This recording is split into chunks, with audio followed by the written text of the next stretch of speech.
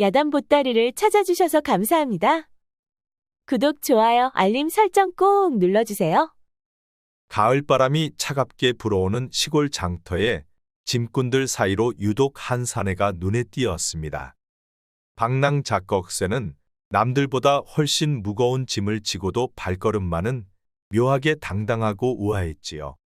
종일 짐을 나르며 벌은 엽전 몇 푼을 손에 꼭 쥔 채 그는 주막을 향해 걸어갔습니다. 주막 안으로 들어선 꺽새는 잠시 주변을 둘러본 후 구석자리에 앉아 막걸리 한 사발을 주문했지요. 사흘 동안 제대로 된 끼니를 거르고 일만 했던 터라 빈속에 막걸리가 들어가자 금세 얼굴이 붉어졌지요. 이보시오 주모, 안주는 없소이까? 엽전 3푼으로는 막걸리만 가능하네. 꺽새는 한숨을 내쉬며 막걸리 사발을 들었습니다. 그런데 그 순간 자신도 모르게 새끼손가락이 살짝 들려 있었지요. 주변의 장사꾼들이 이를 보고 키득거리기 시작했습니다. 아니 집 나르는 상놈 주제에 술잔은 양반처럼 드는구나. 허허, 새끼손가락 꼿꼿이 세워 막걸리를 마시다니 양반 흉내는 제대로 내는구만. 꺽새는 그제야 자신의 손가락을 내려다보았습니다. 순간 당혹감이 밀려왔으나 이내 쓴웃음을 지었지요. 새끼 손가락을 꼿꼿이 세워야 인생도 꼿꼿해진다 하였소. 어째 그대들은 그런 말도 모른단 말이여. 그 말에 장사꾼들은 실없는 놈이라며 한바탕 웃고 말았습니다. 나는 원래 벼슬아치였소이다. 한양 육조거리를 활보하던 양반이었지요. 그 말에 주막이 순간 조용해졌다가 곧 더 큰 웃음이 터졌지요. 저자는 술이 3잔도 안 되어 헛소리를 하는구나. 주막에 있던 사람들은 꺽새를 보며 한참을 웃었습니다. 늦은 밤 모두 떠나가고 아무도 없는 주막 처마 아래 앉아 꺽새는 밤하늘의 별을 바라보았습니다. 주머니에는 이제 한 푼도 남지 않았지요. 내일은 또 어디서 짐을 지고 어디서 잠을 청할지 알 수 없었습니다. 그는 쓴웃음을 지으며 내일도 살아남기 위해 오늘 밤은 그렇게 밤을 지새웠지요. 다음날 새벽녘부터 장터는 분주했습니다. 꺽새는 주막 처마 밑에서 뜬 눈으로 밤을 지새운 터라 눈가에 짙은 그늘이 드리워져 있었지요. 그는 허리를 펴고 일어서며 배를 움켜쥐었습니다. 사흘째 제대로 된 식사를 하지 못한 탓에 속이 쓰렸지요. 꺽새가 짐꾼들이 모이는 곳으로 향하려는 찰나 화려한 비단 치마가 그의 시야에 들어왔습니다. 기녀 홍련이 부드러운 걸음으로 다가오고 있었지요. 여보슈, 그대는 어제 주막에서 양반 흉내 내던 사내가 아니오? 양반 흉내라니요. 나는 그저 술잔을 드는 방식이 그러할 뿐이요. 기녀 홍련은 부채로 입을 가리며 미소 지었습니다. 그녀는 꺽새의 건장한 체격을 훑어보았지요. 그대같이 건장한 장정이 어찌 이리 초췌한 꼴이오? 나비가 꽃을 찾듯 내 방으로 오시면 식사와 따뜻한 잠자리를 마련해드리리다. 고맙소이다만 사양하겠소. 아니, 왜 그러시오? 내가 그리 마음에 들지 않소? 그런 것은 아니지만 내 마음이 허락을 하지 않을 뿐이요. 홍련은 꺽새의 반응에 오히려 호기심이 더 생겼습니다. 대개의 사내들은 그녀가 제안하면 사족을 못 쓰고 따라오려 하였지요. 어찌 사내가 그리도 정조를 지키려 한단 말이여.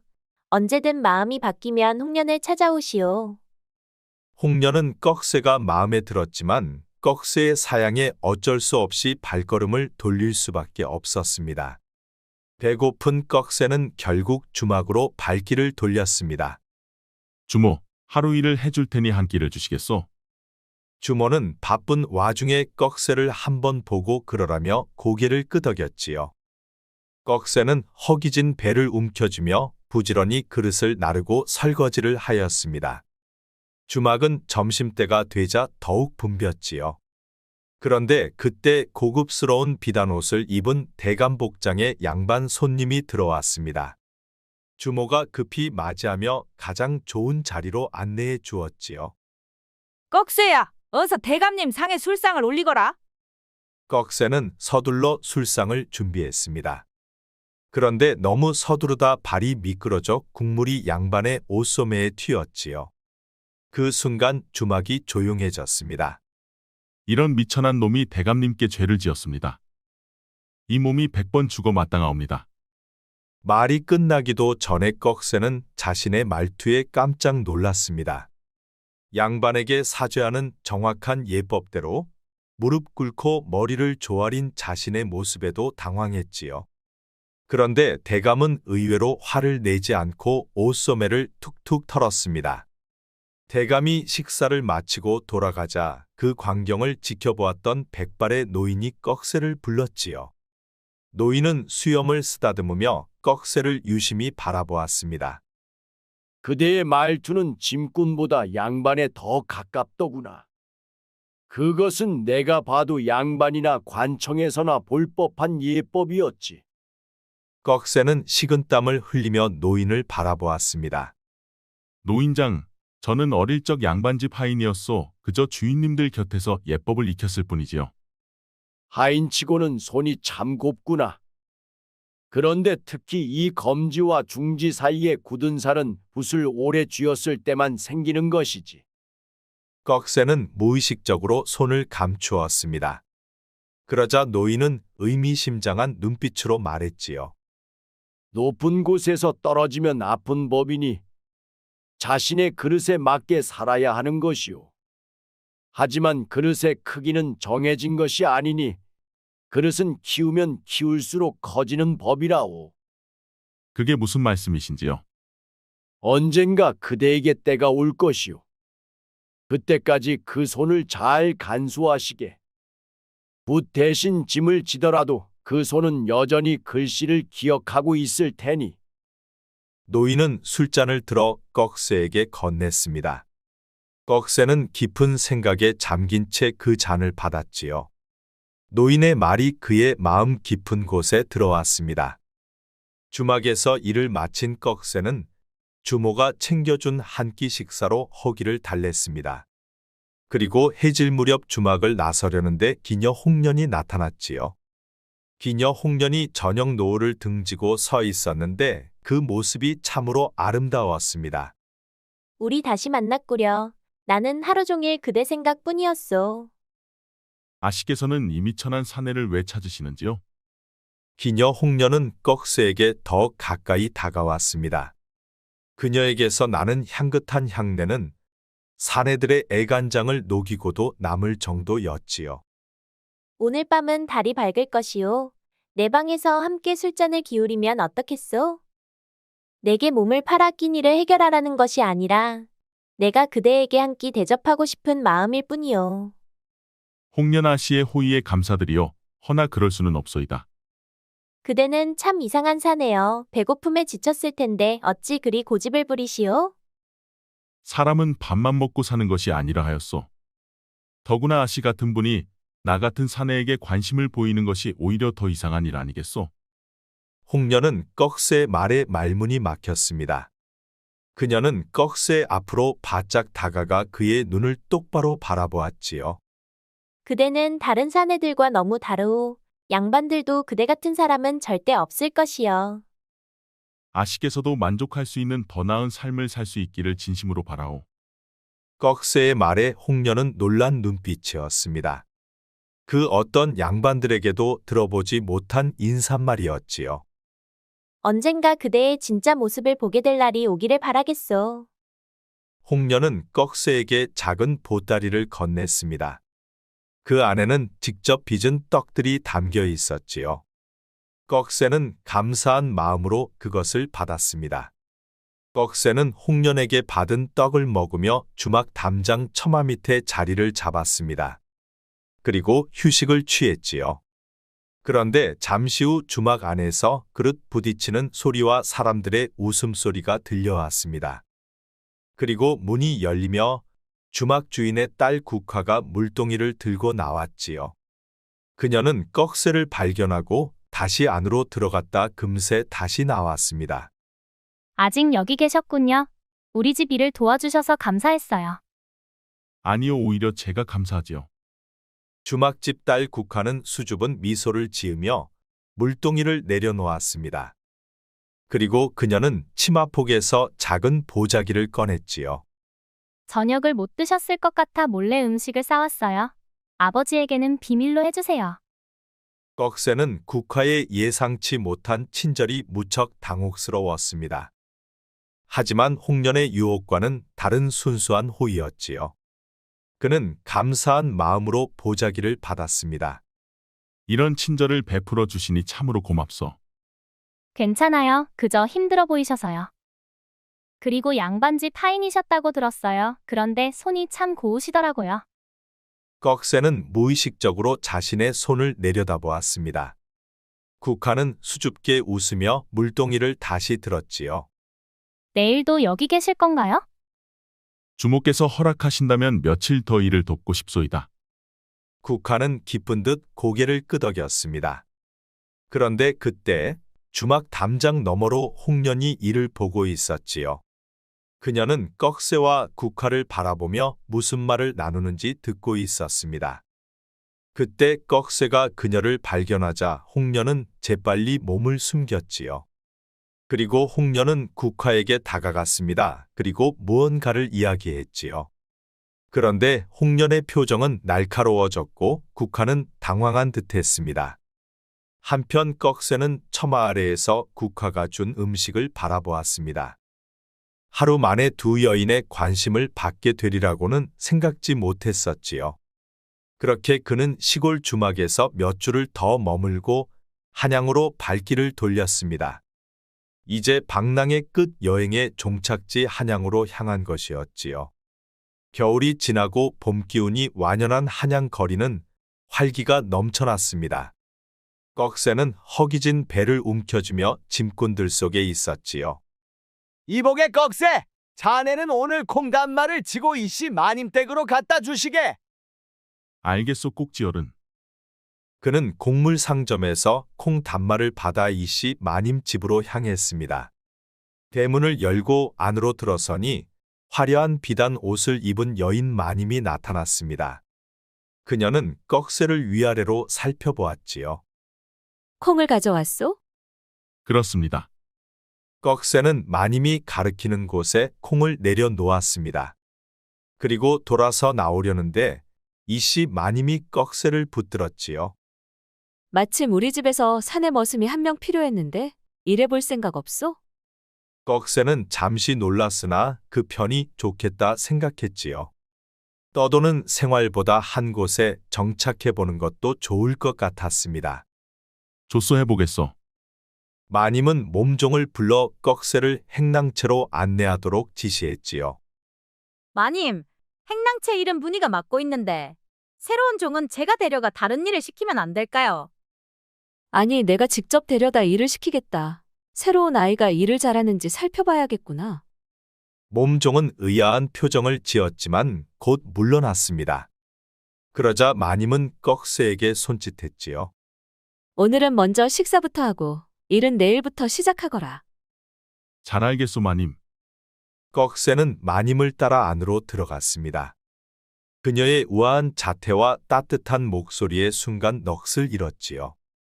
이내 자신의 처지를 알고 공손히 고개 숙였지만 마님의 눈빛에서 그는 묘한 감정을 느꼈습니다. 이름이 무엇이냐? 꺽쇠라 하옵니다 마님. 꺽쇠라, 그 이름과 달리 반듯한 인상이구나. 머슴 꺽쇠는 이른 아침부터 마당을 쓸고 물을 길어 하루 일과를 시작했습니다. 다른 하인들은 그를 호기심 어린 눈으로 바라보았지요. 특히 분이라는 여종은 그를 유독 날카롭게 관찰했습니다. 너는 어디서 왔느냐? 마님께서 직접 골랐다던데. 시골에서 왔소이다. 그때 마님 이씨가 행랑채로 들어섰습니다. 모든 하인들이 공손히 인사를 올렸지요. 꺽쇠는 나를 따르거라. 내가 할 일은 따로 있다. 꺽쇠는 의아한 표정으로 마님을 따라갔습니다. 분이와 다른 하인들이 그 모습을 보고 있었지요. 마님은 꺽쇠를 안채 깊숙한 곳에 있는 서재로 안내했습니다. 방 안에는 책들이 어지럽게 쌓여 있었고 한쪽 벽에는 작은 약재 상자들이 놓여 있었지요. 이 서재를 정리하거라. 책들은 종류별로 약재 상자들은 크기별로 정리하면 된다. 네, 마님, 알겠습니다. 마님이 나간 후 꺽쇠는 책들을 살펴보았습니다. 그리고 그는 책들을 획수 순서대로 정리하였지요. 한참 후 마님이 다시 서재로 들어왔습니다. 꺽쇠는 책들을 정리하느라 땀을 흘리고 있었지요. 마님은 꺽쇠가 정리해 놓은 것을 보고 의아한 표정으로 물었습니다. 책을 정리한 순서는 어떤 순서이느냐? 꺽쇠는 순간 당황했습니다. 하인이 어찌 획수 순서를 알겠냐는 의문이 들 것이 분명했지요. 책의 색깔 순서입니다. 붉은색, 푸른색, 노란색으로요. 마님은 의심스러운 눈초리로 꺽쇠를 바라보았습니다. 그리고 그녀는 책장에서 한 권의 책을 꺼내 꺽쇠에게 건넸지요. 나는 이 책의 내용이 궁금한데 너는 어떻게 생각하느냐? 꺽쇠의 이마에 식은땀이 맺혔습니다. 그 책은 동의보감의 한 부분이었지요.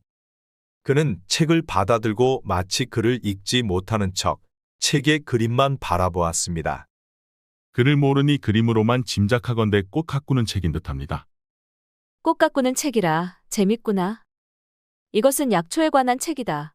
특히 이 장은 심장병을 다스리는 약재들을 다루고 있다. 꺽쇠는 안도의 한숨을 내쉬었습니다. 글 읽는 것을 마님에게 들키지 않은 것 같았지요. 그런데 꺽쇠야, 방금 내가 책에 대해 설명할 때 내 눈빛은 이미 다 알고 있는 듯 하더구나. 순간 꺽쇠는 깜짝 놀랄 뻔했습니다. 그런데 마님은 책을 책장에 다시 꽂으며 말을 계속 이었지요. 나는 의녀 출신이다. 그래서 약재에 대해서는 잘 아는 편이지. 너도 약재에 대해서 좀 아는 것이냐? 아닙니다, 마님. 저는 아는 게 없사옵니다. 그래, 알았다. 내일까지 서재 정리를 끝내거라. 특히 저 구석에 있는 시집들까지 살펴보거라. 마님이 나가고 꺽쇠는 안도의 한숨을 내쉬었습니다. 그러나 동시에 마님에 대한 호기심은 더욱 커졌지요. 의녀 출신이라니 어쩌면 그녀도 자신처럼 뭔가 숨기고 있는 것은 아닐까요? 꺽쇠는 마님이 언급한 시집 쪽을 보았습니다. 그곳에는 한 무더기의 시집이 있었는데 마님의 필체로 보였지요. 며칠 후 서재 정리를 마친 꺽쇠는 마님의 지시로 장터에 나왔습니다. 봄볕이 따스한 한양 장터는 사람들로 북적였지요.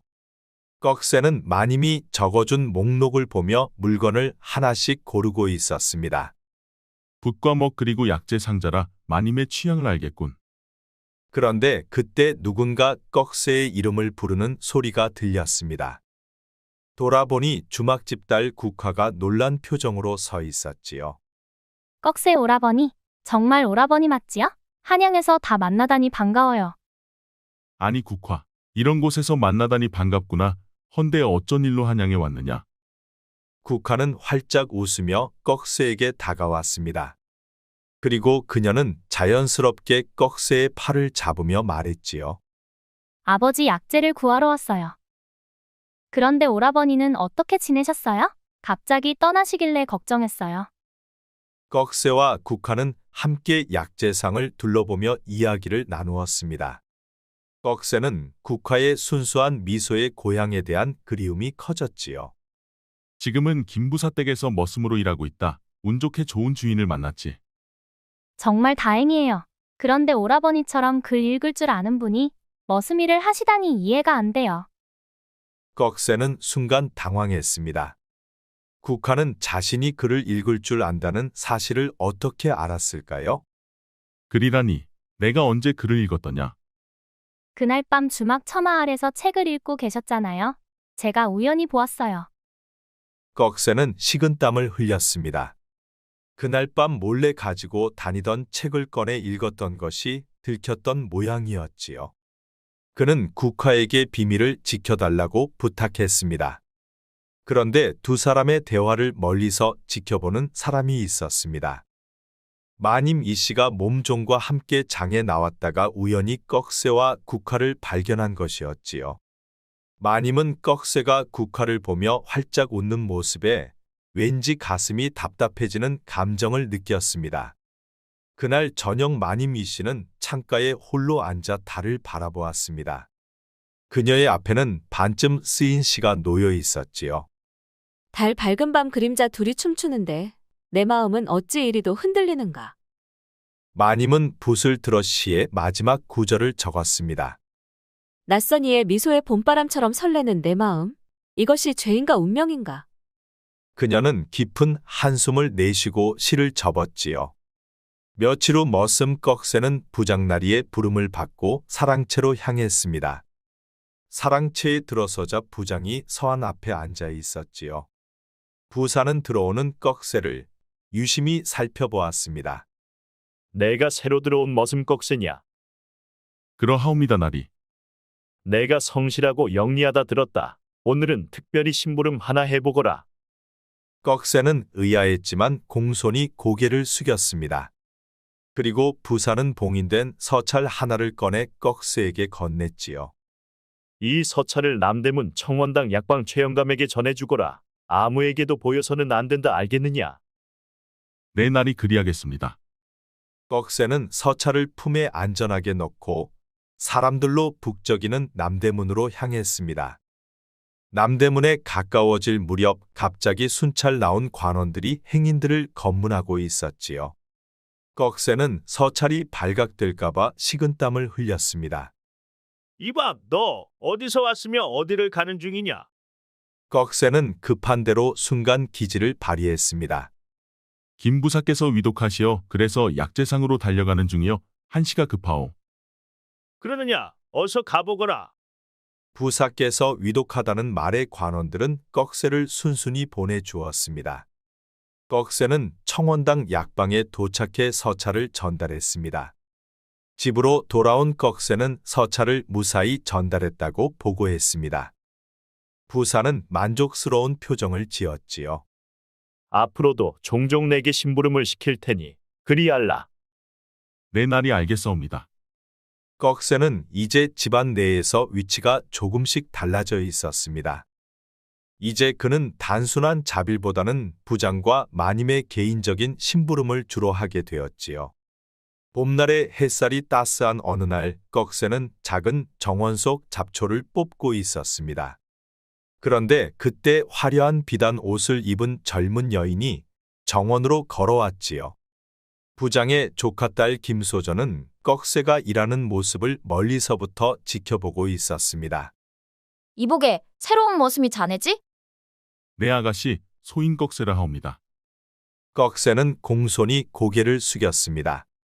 김소전은 부채로 얼굴을 가리며 꺽쇠를 유심히 살펴보았지요.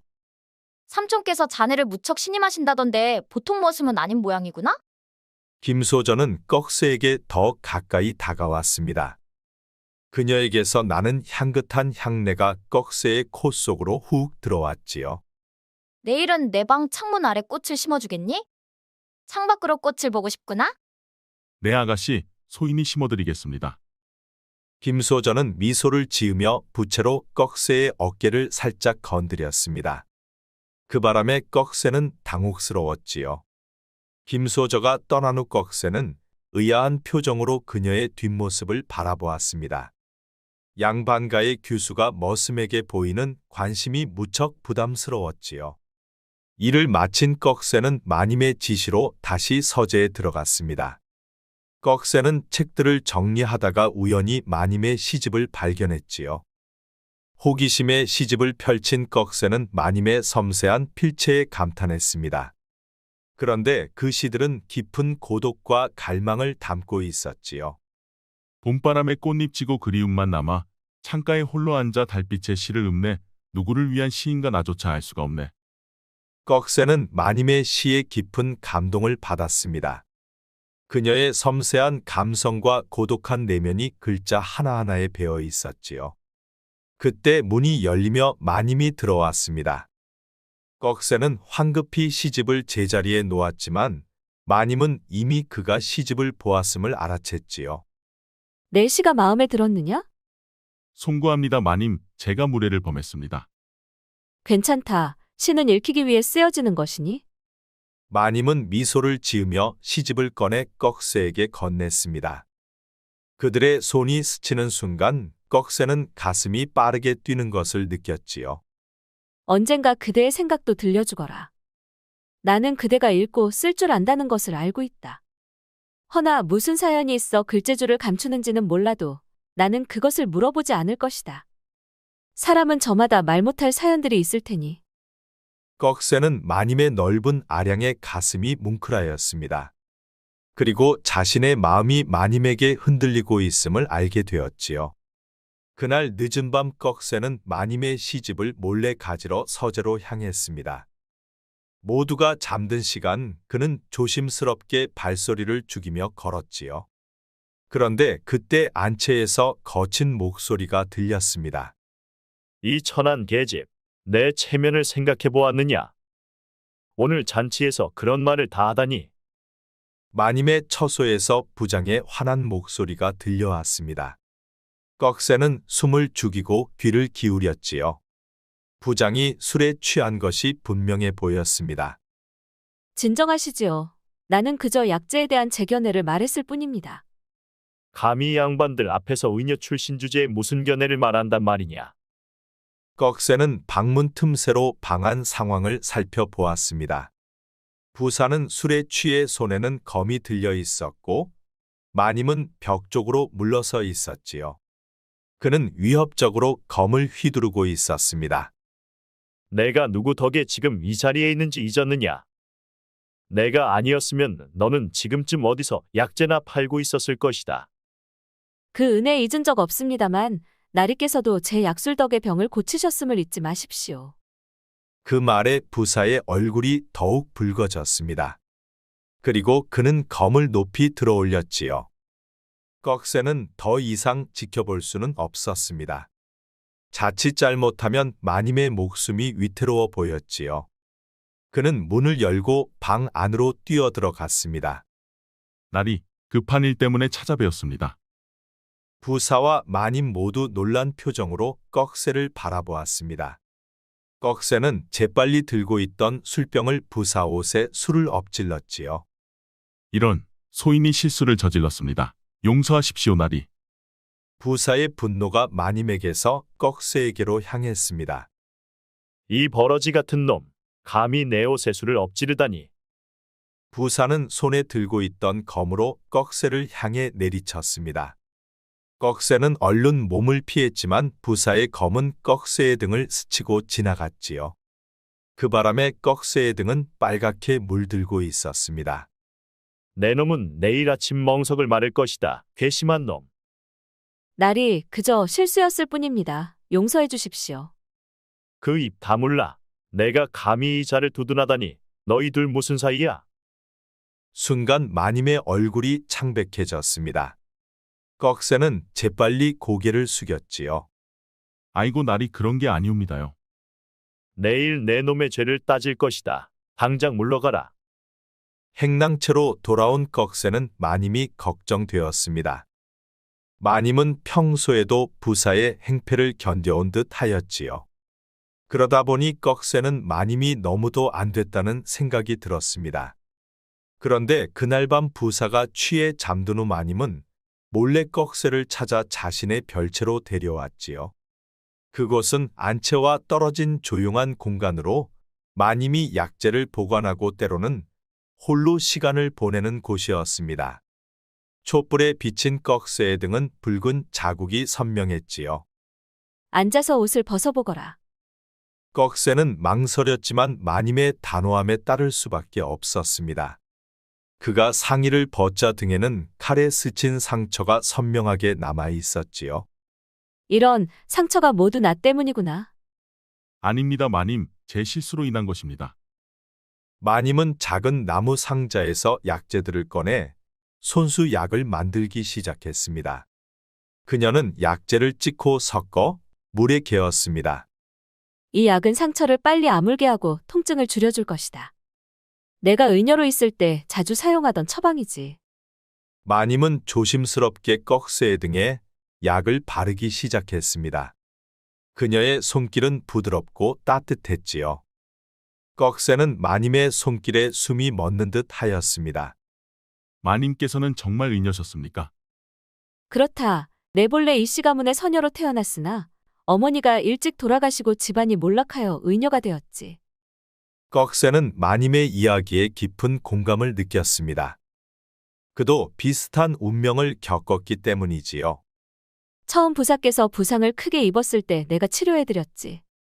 그 인연으로 나를 첩으로 들였다가 후에 정실의 자리에 올려주셨단다. 하지만 마님은 말을 멈추고 한숨을 내쉬었습니다. 그녀의 눈에는 슬픔이 차 있었지요.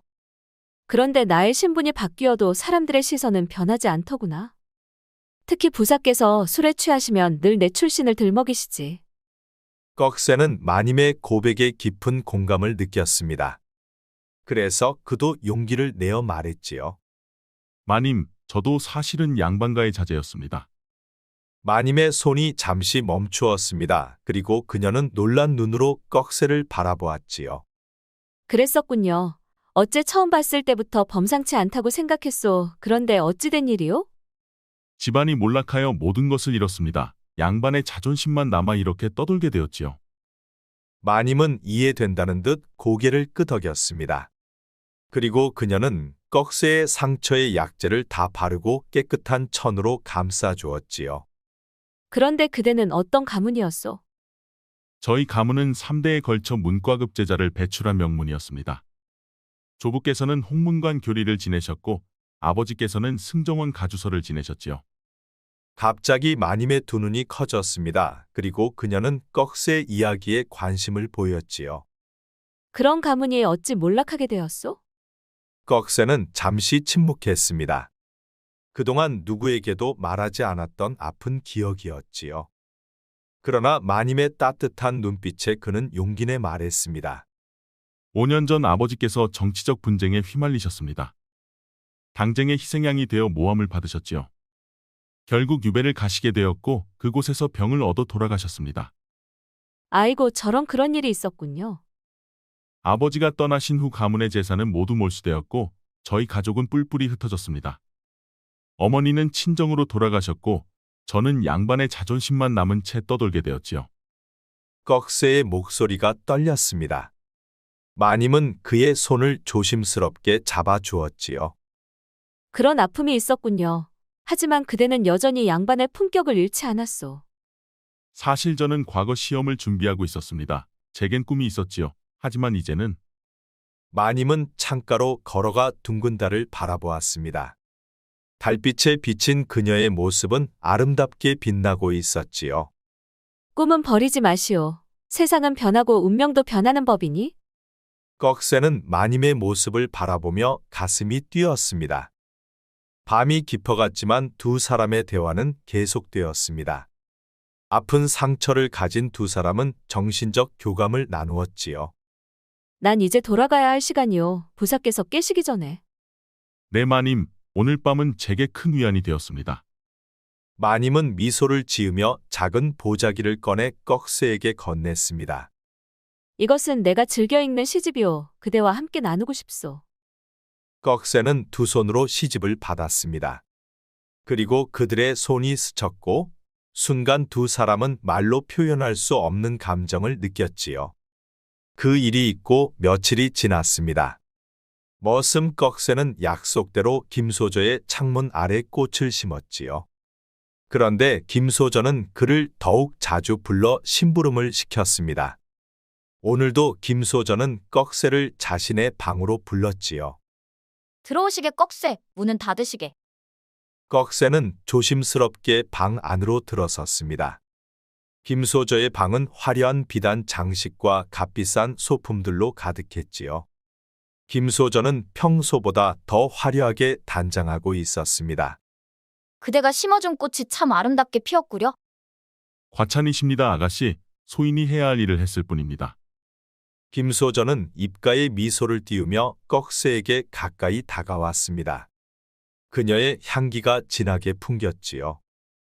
꺽쇠, 그대는 보통 머슴이 아니지요? 그 말투와 행동 모두가 범상치 않소? 소인은 그저 머슴일 뿐입니다, 아가씨. 김소저는 웃음을 지으며 작은 찻상을 가리켰습니다. 그곳에는 차와 함께 술이 준비되어 있었지요. 함께 차 한잔 하시지요. 아니면 술이 좋겠소. 꺽쇠는 망설였지만 김소저의 강한 권유의 자리에 앉았습니다. 그러자 김소저는 그에게 술을 따라 주었지요. 내가 아버지께 말하면 그대를 우리 집 가솔로 드릴 수 있어. 더 이상 머슴으로 일하지 않아도 되지요.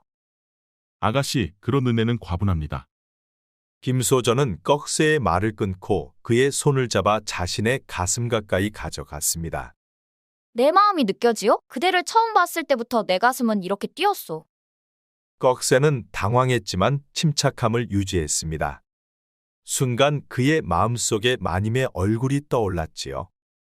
아가씨 소희는 그저 머슴일 뿐이요. 그리고 저는 이미 가슴에 품은 사람이 있어. 그 말에 김소저의 표정이 갑자기 굳었습니다. 그리고 그녀는 꺽쇠의 손을 놓고 물러섰지요. 가슴에 품은 사람이라 혹시 마님을 말하는 것이요? 순간 꺽쇠의 얼굴이 창백해졌습니다. 걱정 말게 내 입으로 말하지는 않겠네. 하지만 조심해야 할 것이야.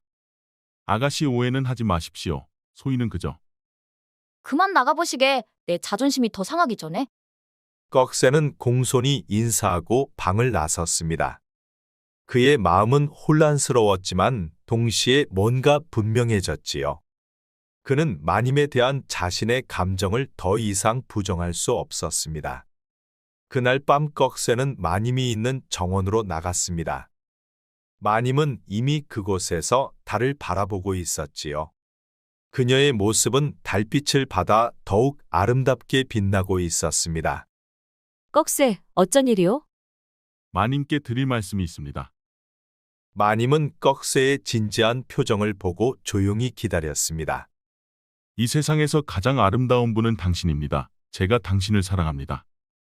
마님은 순간 놀란 듯 하였지만 이내 침착함을 유지했습니다. 우리 함께 떠나지 않겠습니까? 이곳을 떠나 새로운 곳에서 새 삶을 시작하는 것입니다. 그대 정말 그런 마음이오? 네, 마님. 처음 뵙던 순간부터 제 마음은 당신을 향해 있었습니다. 마님은 잠시 침묵했다가 조심스럽게 손을 내밀었습니다. 꺽쇠는 그 손을 잡았지요. 두 사람의 손이 처음 진심으로 맞닿는 순간이었습니다. 그것은 위험한 선택이 될 것이오. 하지만 내 마음도 그대와 같소. 두 사람은 서로의 눈을 바라보며 미소 지었습니다. 그들의 앞에는 불확실한 미래가 놓여 있었지만 그 순간만큼은 행복했지요. 아니 그런데 여종 분이가 담장 뒤에서 꺽쇠와 마님의 대화를 처음부터 끝까지 엿듣고 있었습니다. 두 사람의 비밀을 알아버린 분이는 알 수 없는 미소를 지었지요. 드디어 마님을 무너뜨릴 기회가 왔구나. 분이는 어둠 속에서 빠르게 부사의 사랑채로 향했습니다. 그녀의 마음속에는 오래된 원한이 불타오르고 있었지요. 15살 때 의녀였던 마님에게 아버지의 병을 치료해달라고 애원했지만 거절당했었습니다. 그리고 그로 인해 아버지를 잃었던 아픔이 그녀에게는 상처로 남아 있었지요. 부사는 늦은 시간임에도 서류를 검토하고 있었습니다. 그때 문 밖에서 분이의 다급한 목소리가 들렸지요. 날이 급하게 말씀드릴 것이 있습니다. 이 밤중에 무슨 일이냐? 마님과 꺽쇠가 도망갈 계획을 세우고 있습니다. 부사의 얼굴이 순간 굳었습니다. 그는 분이를 안으로 들이고 자세한 이야기를 들었지요. 분이는 자신이 들은 모든 대화를 부사에게 전했습니다.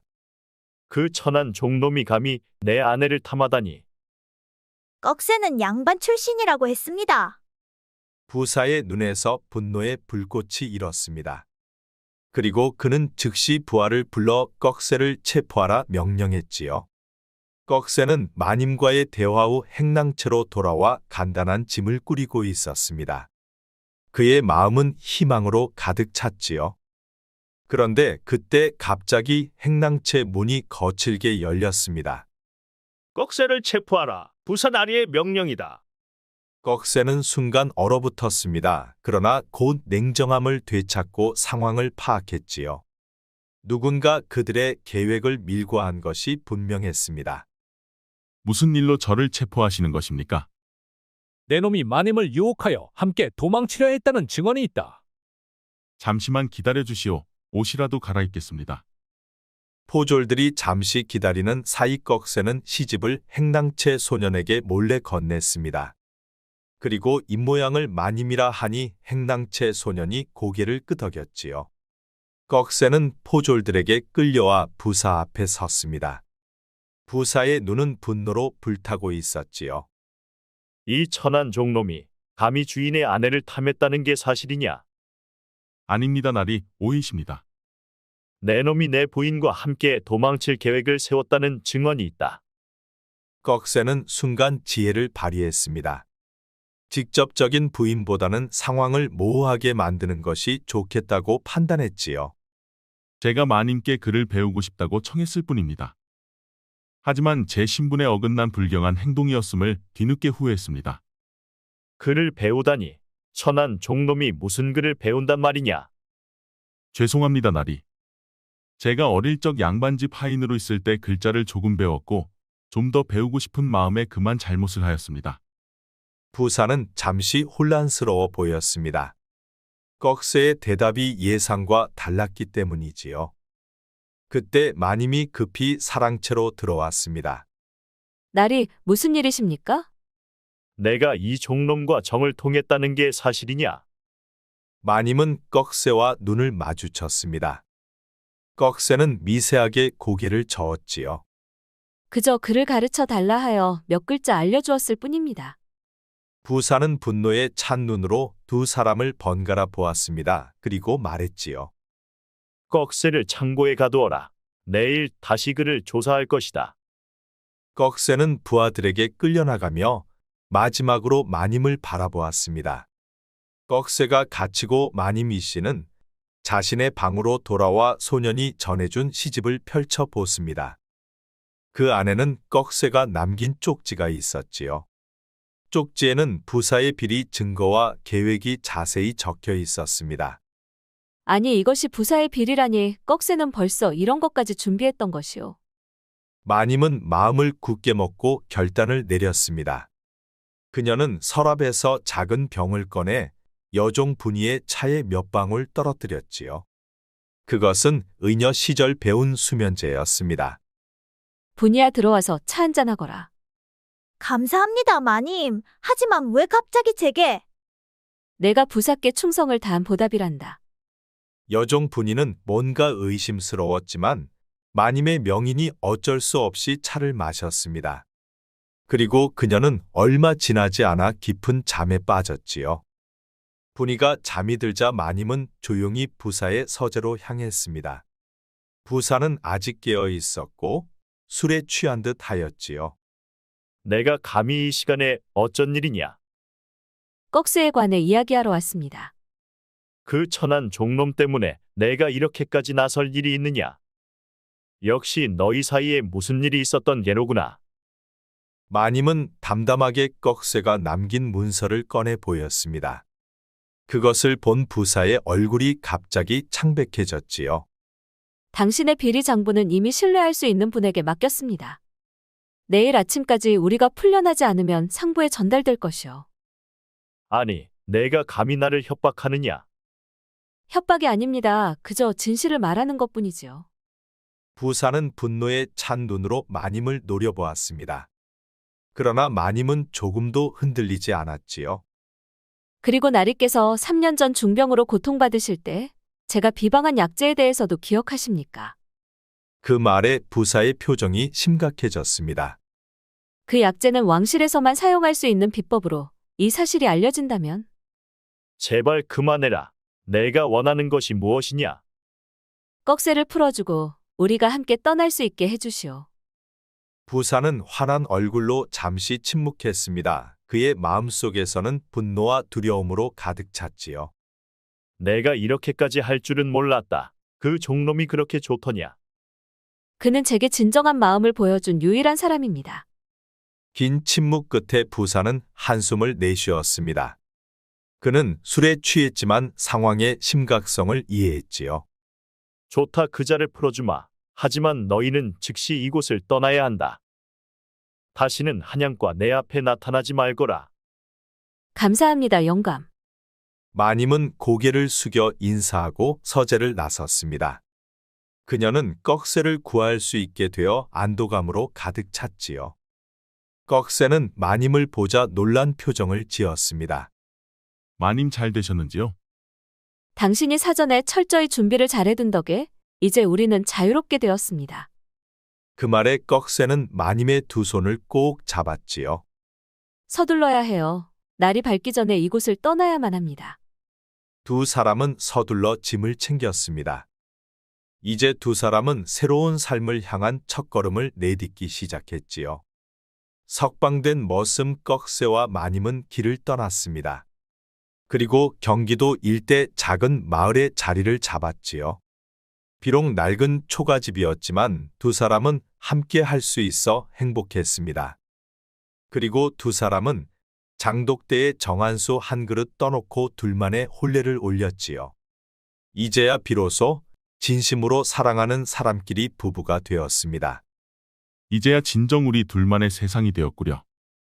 저는 꿈을 꾸는 것만 같아요. 당신을 만난 것도 부사손에서 벗어날 수 있게 된 것도 모든 게 꿈만 같아요.